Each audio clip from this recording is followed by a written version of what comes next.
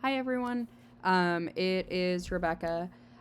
So this is in response to lesson 2 and then the third activity. So just responding to some of the things I thought and took away. So in the chapter about context from Powerful Designs, I found it really fascinating how much I could see my own school being a blend of the two schools that we talked about, or that were mentioned. So like I saw a lot of similar goals from the pieces that were brought in from the Robinson School, just what they were doing and how they managed their professional learning and everything. I could see my school totally wanting to do that, and we've actually talked about doing similar things. And then there's similar actualities, is what I'm calling them to be, from the High Plains School. Um, just in the short class periods, and teachers have to hall monitor, and there's separate wings of the building for different subjects. And although my building doesn't have separate subject wings, we have different grade levels in different parts of the building, and it's a very similar concept. This brings me to the quote on page 11 that I really liked. Schools and districts cannot wait until the context for professional learning is perfect. And this really stuck with me because a lot of the time, in my district especially, I hear a lot of, oh, well, that can't be done. We need X or Y or Z. And something that I always think about is like, why don't we even just, like, why can't we even just try? But we do have to like recognize certain contexts that we are working in, just in order to be able to actually, like, it's not reasonable for us to develop a $3 million professional development plan because we don't have $3 million, that kind of thing. My second takeaway was the characteristics of leaders in professional learning / in principals.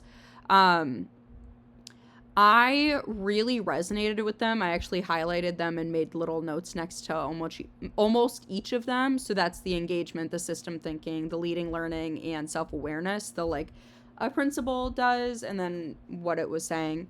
But the one that really, really stuck out to me in that section was about the systems thinking. My district is very, very small. And so, I mean, the superintendent knows me by name and comes to most of our events, and a lot of people tend to know each other. And so I think it stuck out to me so much because it is kind of a foreign concept to imagine not thinking about where my school fits in, like in this bigger concept of this is the district, this is the area we're in, this is what we're doing. I've also been involved in a lot of conversation around district visioning and like strategic renewal. And so that's probably also why it was sticking out to me, is I've been very big picture focused for a couple days now. But there's just been a lot of conversation about where do we want our district to go? Where does each school kind of fit into that piece? And so I think that's why that piece in particular about making sure that we're thinking about where do we fit in the grand scheme of things in each district really stuck out to me. In the process chapter, one of the major things I ended up highlighting several times was the questions that were being asked throughout the chapter. And I know that's a little bit more vague of an answer, but I really struggle at times with coming up with the questions to guide thinking. It's one of my biggest downfalls as an English teacher and just as a person. And so being able to have specific questions to kind of just keep in my back pocket was really nice, actually. And then the explanation for how they get used, that also was really important to me. And just very much something that I can see myself going back and referencing quite a bit. Because questions tailor thinking, and this actually goes into my next point with the content chapter. So the tailoring to specific needs of schools. So throughout the content chapter, it was talking about, well, you need to make sure that like it was the first part that was talking about making sure that their professional learning plan was actually what those buildings needed. And it kind of brought me this thinking of how we ask teachers to differentiate learnings to so many different classes and students and different learning needs. And so I think it's really imperative that we apply that same kind of concept to professional learning. And so that chapter 3, going into the way to plan that professional learning being tailored, was super helpful. So just kind of relating back though, being able to tailor and differentiate our professional learning to the communities that we're serving and our specific building needs. What my building as a middle school needs is not going to be the same thing as what our kindergarten through second grade elementary school is going to need. They are very different. They might have similar needs, but I'm dealing with 14-year-olds and they're dealing with itty bitty 5-year-olds. So, going into the kind of second prompt, that had a couple parts to it that I kind of broke up, just kind of relating between those couple of chapters, in the second edition of Powerful Designs. So starting with gaps that are within my school's current reality versus its ideal state, I think the insight from that article that I really pulled was, the principals need to address incompetence fairly and firmly. I think this is something that my principal just kind of struggled with a little bit just because he was new this year. He didn't really want to step on toes yet. He wanted to get an understanding of where our building was at first. But throughout the year, we started to see some teachers missing some of those basic responsibilities, like not frequently checking emails. I'm not saying you have to be on your email every day. We got kids to teach, but we started to see a more consistent problem with some teachers missing some of those basic responsibilities. And when that happens, it affects more than just that staff member.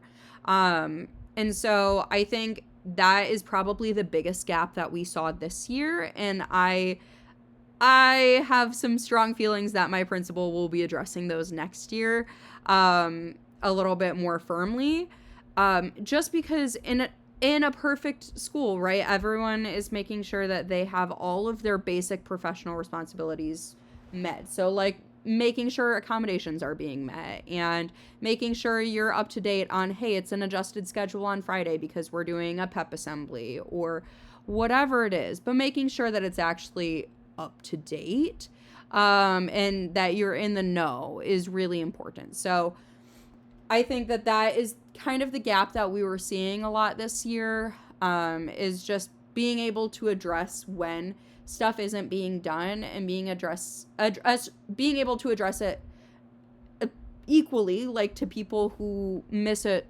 frequently, and being able to kind of nip it in the bud. So in regards to some of the shifts and the settings that were happening, I kind of touched on this, but new principal this year. Our previous principal was really lacking trust in the staff, and a lot of values weren't aligned throughout the building. And so there were a lot of times, and this sentiment was echoed throughout the staff, that it was kind of every person for themselves. So my new principal, one of the main points that he was trying to make was to rebuild staff culture to be one of trust, of vulnerability. And so being able to have him trust his staff, but also have staff be able to trust themselves to do our jobs. But then also just being able to have the conversation about what do we want our school to look like going forward? What does this look like right now? What does this look like in 2 weeks, in a month, in 6 months, etc. And so by being able to be on the same page about these pieces, our staff had a much more open and engaging air with each other. There was a lot more, like, I was able to go into other people's rooms without any kind of judgment, just to come hang out, observe what they were doing. A lot of people were trying new strategies and new techniques of teaching, and just in general, the air of curiosity, because there was no longer that fear of, you don't trust me. And then culture changes. I think one of the big things that my school needs to work on with accessing student voices in particular is asking the right questions and also engaging the students, right? We can say, oh, we want, this is what students need, but unless students actually tell us that, how do we know? So in the past, we've had a student council class, but it's been much more focused on personal leadership rather than leadership within the school. It just hasn't been feasible. And so this upcoming year, my principal is aiming to have a principal council where there's students of all different backgrounds. So those students that always earn A's and those students that may fail several classes in a semester, the student that receives 10 referrals in a week and the student that hasn't ever received a referral in their life, the students that are a bit quieter and the students that are a bit, you know that they're there from the minute they walk in the building. So I'm very excited to see what they do. Their whole purpose is to be giving feedback for the school. Um, and then to actually do something with it, right? So asking those questions to them and then listening to them. I think in terms of analysis of those voices and of our students' like ability and what they're producing, I think we currently do well with the inquiry cycle protocol, but CASEL really is one that our school actually has been trying to produce a little bit more. But we have a ways to go with that. Our current aim is to meet more often as grade levels and departments. And I think that being able to align kind of vertically with our curriculum, it would be a great chance to work a little bit harder at that CASEL framework, those phases. And then just underlying norms that I think are affecting our building. And this is the last little part. I think that our school is slowly working towards that better culture. I think it's way better than it has been in the past. But we also have a very common norm of this could be an email, and we're not necessarily using our time effectively. Now, that being said, I think also making sure to slow down is a piece that we're missing, and this is something that's kind of been resonating with me throughout lesson 2. But the concept of this could be an email, and also I feel like I don't have enough time for the professional learning that we're trying to do, is something that's really been a struggle this year. With the school year as it goes on, people start to feel more and more overwhelmed and busy, whether it's with coaching or just with general teaching responsibilities, or, oh my gosh, there's a pep assembly and I totally forgot, or, oh my God, it's a spirit week again. All of these things really can affect us. And so there's also this busy bee mindset. And so I think making sure that our professional learning can stay at a focus point for our staff, and also being able to go deep with it. So not just brushing past it just to check it off, but actually genuinely making sure it's making the impact that we're wanting from it, is things that I think could be super beneficial if we can turn those around. Obviously, it's just going to be a little bit of, hey, I'm going to send this as an email instead of taking up 15 minutes of staff meeting with it. And it's going to be something to get used to, but I think that those are things that our school, as we work on this culture of professional learning, I think that our aims will get a lot easier. So those were just some of my takeaways throughout those readings and those prompts. And I hope you guys have a great week, a great start to your summer.